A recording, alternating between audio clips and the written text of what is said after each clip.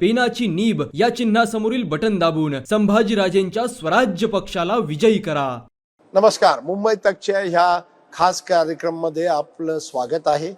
माझ्याबरोबर आहेत धीरज देशमुख, लातूर रूरलचे MLA आहेत आणि दुसऱ्यांदा MLA व्हायची प्रयत्न करतात आहे. धीरज, पहिला प्रश्न, तुम्हाला बघून वडिलांची आठवण येते. थँक्यू. कारण की लातूरमध्ये मी जेव्हाही यायचो विलासराव नेहमी असायचे. मला एक प्रश्न विचारायचा आहे, पण आणि मी मला वाटतं ह्या 5 वर्षापूर्वी पण विचारलेला, घराणेशाही हा जो आरोप लागतो, लातूर रूरल धीरज देशमुख, लातूर सिटी अमित देशमुख, एका परिवाराचे 2 मुलं, म्हणजे लातूरमध्ये पूर्णपणे देशमुख परिवारचा एक प्रभाव जो आहे. आपले जे आलोचक म्हणतात घराणेशाही, काय उत्तर आहे? मी त्याला उत्तर एवढंच देईन की इलेक्टोरल मेरिट. आता इलेक्टोरल मेरिट बिकॉज सगळ्याच पार्टी आपापल्या पद्धतीनं उमेदवार देत असताना तो निवडून येणार का नाही हाही तपास होतो आणि स्थानिक परिस्थितीमध्ये त्याची मागणी आहे का नाही. म्हणजे माझ्या नावाची मागणी पार्टीच्या कार्यकर्त्यांनी पक्षाकडे केली, इथल्या लोकांनी पक्षाकडं केली आणि मला पक्षाकडं उमेदवारी लोकांनी मागून घेतली आणि गेली 5 वर्ष मी काम करतोय. आणि ज्या पद्धतीचं काम झालं त्याची पावती अशी आली की ह्यावेळेस जेव्हा आमच्या उमेदवारीचं इंटरव्ह्यू असतात, काँग्रेसची एक प्रक्रिया आहे, इन्चार्ज येतात, इंटरव्ह्यू घेतात, पण ह्यावेळेस ह्या दोन्ही मतदारसंघातून आम्हा दोघांच्याच नावाची शिफारस कुणीही इथं मागणीच केली नाही काँग्रेसने. म्हणजे तुमचं पूर्णपणे डॉमिनेशन आहे? ऍब्सोल्युटली नाही. आमचं पूर्ण डेमोक्रेसी आहे, सगळ्यांना अधिकार होते, सर्वांनी एकमताने आमचा ठराव पक्षाकडे पाठवला. पण 2019 मध्ये जेव्हा पहिल्यांदा धीरज देशमुख जिंकतो, लोक म्हणतात की विलासराव देशमुखच्या नावावर जिंकतो. आता दुसऱ्यांदा जेव्हा तुम्ही लढवताय, आता काय 5 वर्षाचा तुमच्या परफॉर्मन्स वर आपण लढताय, हे खरं आहे का? की 2019 मध्ये वडिलांच्या नावावर, 2024 मध्ये तुम्ही मतदार समोर जाताय आणि म्हणताय मला माझ्या नावावर वोट द्या, माझ्या कामावर वोट द्या. तुम्ही मेरिट वर्ड यूज केला म्हणून मी म्हणतोय. मी थोडं करेक्ट करेन. मी 2017ला पहिल्यांदा काँग्रेसच्या तिकीटवर लढलो जिल्हा परिषदला, बरोबर, आणि युथ काँग्रेसमध्ये मी काम केलं. 19 मध्ये मला विधानसभेचं तिकीट पक्षाने जिल्हा परिषदचं काम, युथ काँग्रेसचं काम बघून दिलं. ते माझा रेझ्युमे होता, त्यावेळेस संधी मिळाली. आणि आता 5 वर्षानंतर जे मी काम लोकांसमोर करू शकलोय, मतदारसंघाचा जो काही विकासाचा बॅकलॉग होता, कारण काय 2014 ते 19 आमचं सरकार नव्हतं, योगायोगानं 19 मध्ये महाविकास आघाडी सरकार आलं आणि आम्हाला काम करायला मिळालं. कोविडमध्ये जे आम्ही इथं काम करू शकलो आणि जे काही डेव्हलपमेंट प्रोजेक्ट्स आणि रस्त्याची कामं, बॅराजची कामं आम्ही आमच्या सरकारकडून पूर्ण करून घेऊ शकलो, ते घेऊन आम्ही लोकांसमोर जातोय. ह्यावेळेस अजेंडा असा कुठलाच नाही आणि की आम्ही जे केलेली कामं आहेत लोकांसमोर ठेवलेली आहेत.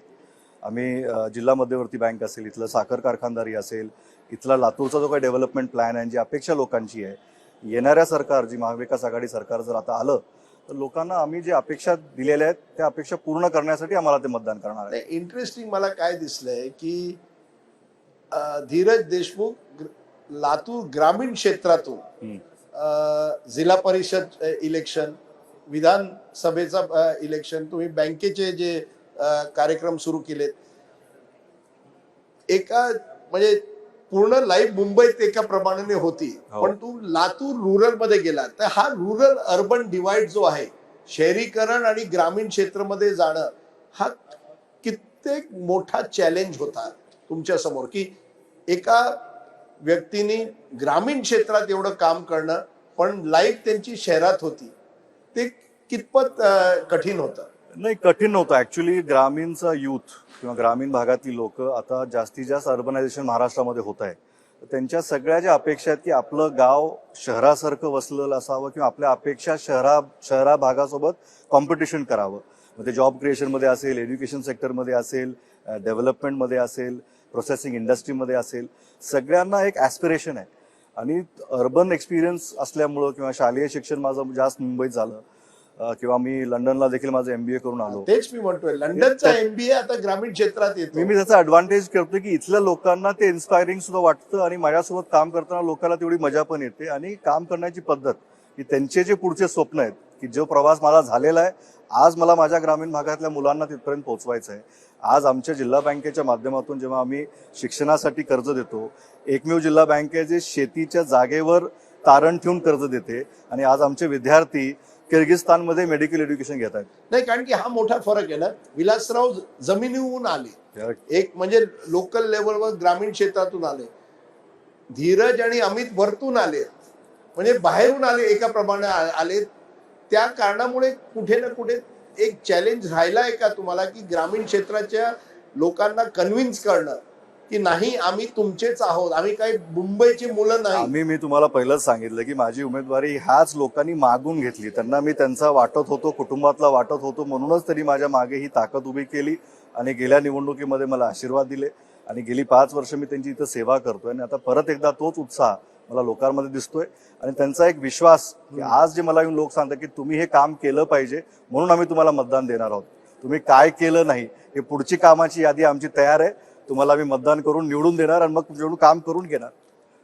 कारण की इंटरेस्टिंग असं आहे की तुम्ही एक क्रिकेट टुर्नामेंट पण सुरू केली, ग्रामीण क्रिकेट टुर्नामेंट. येस, बँक सुरू केलंय लोकांसाठी. कुठे ना कुठे महाराष्ट्रात मी बघतोय की ग्रामीण क्षेत्रात लोकांना असं वाटतंय की शहरीकरण खूप झालंय महाराष्ट्रात, पण ग्रामीण क्षेत्राच्या लोकांना नोकरी नाहीये, पाणी मिळत नाही, इरिगेशन बरोबर नाहीये, पीक बरोबर नाहीये. मी जेवढे सोयाबीनचे शेतकऱ्यांना भेटलोय पूर्ण विदर्भात आणि मराठवाड्यात, त्यांचा सर्वात मोठा प्रश्न आहे आम्हाला आमच्या सोयाबीनच्या पीकचा भाव मिळत नाही. बरोबर आहे. हे जे मोठे प्रश्न आहेत ते कसे सुटवणार तुम्ही? MSP बद्दलचा विषय काँग्रेसची भूमिका फार क्लिअर आहे. लोकसभेमध्ये देखील आम्ही सांगितलं की MSP मिळाली पाहिजे. जेव्हा जेव्हा शेतकऱ्यांनी आंदोलन केलं दिल्लीपासून इथं आपण सर्वांनी बघितलंय, तर त्यांना MSP मिळालं पाहिजे आमची ठाम भूमिका आहे. तर केंद्रामध्ये आमचं सरकार नाही आहे, पण तरी स्टेटच्या माध्यमातून जे काही आपल्याला शेतकऱ्यांसाठी करता येईल ते करणं गरजेचं आहे. सध्या जो MSP सोयाबीनबद्दल आपण जो म्हणताय की सेंट्रल पॉलिसीज ज्या आहेत, इम्पोर्ट ऑफ DOC असेल, एक्सपोर्टवर बॅन असेल, मध्ये लोकसभेमध्ये कांद्यावर बॅन होता, ह्या पॉलिसीमुळं भाव शेतकऱ्यांचे पडतात. आपलं हार्वेस्ट जेव्हा शेतकऱ्यांकडे माल विकायला येत असतो आणि त्याच्याप्रमाणे आपल्या पॉलिसीज असल्या पाहिजेत, ना काही की ग्राहक किंवा कन्झ्युमर इकॉनॉमीकडे कधी बघताना शॉर्टफॉल होणार आहे, पर्स्पेक्टिव्ह किंवा स्पेक्युलेशन कधी कधी ते चुकतात आणि त्याच्यामुळे आज सोयाबीनच्या शेतकऱ्याला मोठा फटका पडला. आपल्याला मला आठवतंय तुम्ही 2016 लातूरचं मोठं कव्हरेज केलं होतं, त्यावेळेस पाणी टंचाईच्या विषयावर. आज तुम्ही त्याच लातूरमध्ये आहात, वॉटर टँकर होते, त्याच लातूरमध्ये आज आहात, एकही टँकर चालू नाही. आमची परिस्थिती जेव्हा आमच्याकडे पावसाळा बरोबर असतो, आमची परिस्थिती पाण्याची नाहीये.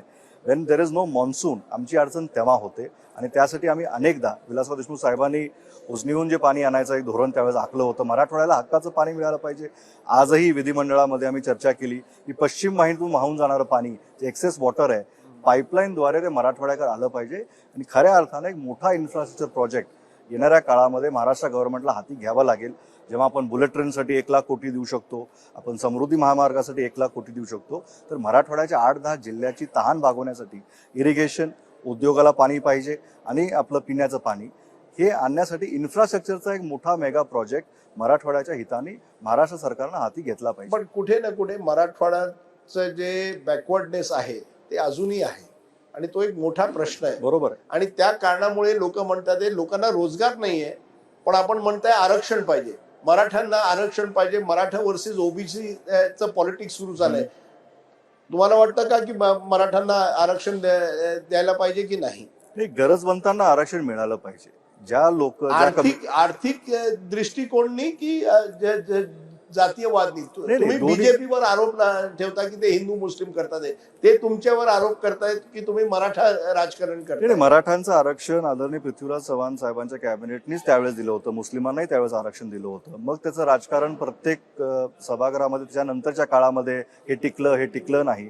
आमची भूमिका आहे की त्याही वेळेस जे काही लोकांना आरक्षण पाहिजे, आज ते आरक्षण मागतात कोणत्या गोष्टीवर, मोस्टली त्या गोष्टी इकॉनॉमिकल बॅकवर्डनेसच्या दृष्टिकोनातून आहेत. फी परवडत नाही किंवा ऍडमिशनच्या जागा कमी झाल्यात, ऍडमिशनच्या जागा वाढवल्या पाहिजेत. आपल्याला त्या व्यवस्था तयार कराव्या लागतील की आपली जी लोकसंख्या आज आहे त्यासाठी जी डिमांड आपल्याकडे असलं पाहिजे की बाबा तेवढ्या सीट्स तरी निर्माण होत आहेत का, तेवढे मेडिकल कॉलेज आपल्याकडे निर्माण होत आहेत का. तर ती जी संख्याच वाढत नसेल तर मग ती स्पर्धा होणारच आहे. नाही, पण नोकरी नाही लोकांना, गव्हर्नमेंट जॉब नाही, पण लोकांना आरक्षण नाही तर पाहिजे. 5 वर्ष आपण आपण- रोजगार देऊ शकला नाही म्हणून आपण म्हणताय की आरक्षण नाही, द्या. रोजगार सरकारने भरत्या करण्याचा प्रोग्रामच थांबवलाय आणि 10 कोटी किंवा 2 कोटी प्रत्येक वर्षी सेंट्रल गव्हर्नमेंटच्या मॅनिफेस्टोमध्ये होतं की रोजगार निर्मिती होईल, तेवढे रोजगार निर्माणच झाले नाहीत. आणि तो जो बॅकलॉग आहे, आज 10 वर्षानंतर आपण म्हणतोय की 2 म्हणजे 20 कोटी रोजगार आता बॅकलॉग झालेले आहेत की जे निर्माण होणार होती. ती ॲस्पिरेशन आहे की ज्या पद्धतीनं आपण इंजिनियर्स बाहेर काढतोय, मेडिकल स्टुडंट्स बाहेर काढतोय, स्टुडंट पॉप्युलेशन वाढतीये, आपण एज्युकेटेड अनएम्प्लॉयमेंटची स्पर्धा देखील वाढतीये. त्यामुळे government has to look at key infrastructure आणि त्या व्यवस्था निर्माण होतील. मराठवाड्याची अडचण काय, पाणी नाही उद्योगासाठी. जर इथं पाण्यावर आरक्षण पिण्यासाठीच आलं तर उद्योगाला पाणी नाही मिळणार, शेतीला पाणी नाही मिळणार. मग ह्याच्यामध्ये जी आमचं बॅकवर्डनेस आहे तो अजून खालावत जाईल. त्यामुळे मी म्हणलं की मेगा प्रोजेक्ट की ज्या पद्धतीने आपण कोस्टल रोड्स घेतो, समृद्धी महामार्ग घेतो, लाखो कोटी आपण रेज करू शकतो, महाराष्ट्रावर कर्ज करू शकतो. पण जसं आता कालेश्वरम सारखा प्रोजेक्ट आहे, छोटं राज्य आहे तेलंगणा, त्यांनी केलं. पण महाराष्ट्रासारख्या राज्याने 10 जिल्ह्याचा जर प्रश्न सुटत असेल तर का करू नये, हा विषय आहे. नाही, कारण की धीरज, मला चिंता अशी आहे, 20 वर्षापूर्वी 30 वर्षापूर्वी महाराष्ट्राचा दौरा केला आणि मराठवाड्याचा दौरा केला. काही मुद्दे तेच आहेत जे 30 वर्षापूर्वीचे होते. म्हणजे कुठे ना कुठे आपले राजकारण असो, समाज असो, कुठे ना कुठे मराठवाडा जो आहे त्याच्या निग्लेक्टमुळे मराठवाडा पाठी पडलंय. नाही, पण 30 वर्षापूर्वीची पॉप्युलेशन आज 30 वर्षानंतरची पॉप्युलेशन तेवढ्याच गरजा वाढल्या. त्या स्पीडनं ज्या पद्धतीनं आपली पॉप्युलेशन किंवा आपली डिमांड वाढते त्या स्पीडनं सप्लाय वाढत नाहीये. म्हणून हा डिस्ट्रेस वाढत चाललेला आहे. की government also has to act and deploy schemes.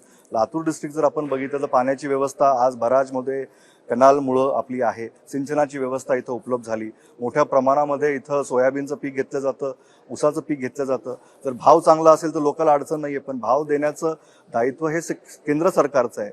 ज्या 10 वर्षापूर्वी लोकांनी दिंड्या काढल्या आणि म्हणले 6,000 रुपये क्विंटल भाव मिळाला पाहिजे, आज 10 वर्ष झाली सरकार त्यांचं आहे, ते स्वतः सत्तेत आहेत, आज निवडणुकीच्या रणांगणात आहेत, तुम्ही आज भाव मिळत नाही. मी कुणाचं नाव घेत नाहीये, तुम्ही नाव घेतलं नाही, मी पण नाव देवेंद्र घेत नाहीये, फडणवीसला पण कुठे तुमच्याच ना माध्यमातून आम्ही हे सगळं टीव्हीवर बघितलेलं आहे. पण आज जेव्हा सरकार आपल्याकडे आहे, ऑपोजिशन मध्ये असताना डिमांड करायची, पण सरकारमध्ये असताना तर डिमांड पूर्ण नाही करणार, तर मग लोकांमध्ये डिस्ट्रेस वाढणारच आहे. शेवटचा प्रश्न, 3 भाऊ, एक फिल्म स्टार, प्रोड्युसर, काय करतोय, एंटरप्रेनर, दुसरा पॉलिटिक्स मध्ये गेला, मंत्री पण झाले, अमित मंत्री पण झालाय, आणि तिसरा यंगेस्ट. स्पर्धा आहे की नाही तुमच्यात? नाही, देयर इज इनफ स्पेस तिघांसाठी आहे जागा तेवढी. There is enough space. आम्ही आमच्या भागातल्या लोकांचं प्रतिनिधित्व करतो. त्यांचा मतदारसंघ वेगळा आहे, माझा मतदारसंघ वेगळा आहे. पार्टी इज सो लार्ज, सगळ्याला अकॉमोडेट करून घेते आणि काम करण्यामध्ये मजा येते. ही एक टीम आहे आमची, ही तिघांची एक टीम, एक जोडी आहे. त्याच्यामध्ये टीम आहे, आमची टीम आहे. जोडी नंबर 1. एक लातूरची जोडी नंबर 1. तुम्ही मी ऐकलं रितेश पण आलेला कॅम्पेन साठी. तर रितेश फक्त कॅम्पेन करतो, धीरज ग्रामीण क्षेत्रात काम करतो, आणि Amit is the more urban face, असं म्हणू शकतो का? नाही, he is the most senior face in the he is the most senior face. He is the senior third term, आता 4th टर्म साठी ते लढतायत. त्यामुळे he is the most senior. He is taken that space, he is taken the responsibility to drive us all together, and he is like a elder brother. So 100% जिंकणार, 100% confident. 100%. महाविकास आघाडी येणार की महायुती? महाविकास आघाडी. लाडली बहीण स्कीमचा काय impact असतोच प्रत्येक स्कीमचा. लोकांनी ते स्कीम घेतलेली आहे, पण त्याच्यानंतर जी महागाईची भडीमार लोकांवर झालेली आहे. दिवाळीमध्ये 1,500 रुपये देखील पुरले नाहीत. एकीकडे 1,500 रुपये दिले आणि तेलाचा डबा 2,200चा झाला. त्याच्यामुळे घरून 700 रुपये परत घालावे लागले. त्यामुळे हे टेम्पररी आहे. आणि पुन्हा ईसीनी ती स्कीम देखील सध्या बंद केलेली आहे. जर महाविकास आघाडी जिंकली तर मंत्री धीरज देशमुख आणि अमित देशमुख, की एका परिवारचा एकच मंत्री?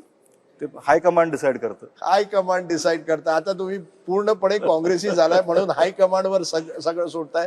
धीरज देशमुख, आपण मुंबई तकवर आला, धन्यवाद. थँक्यू.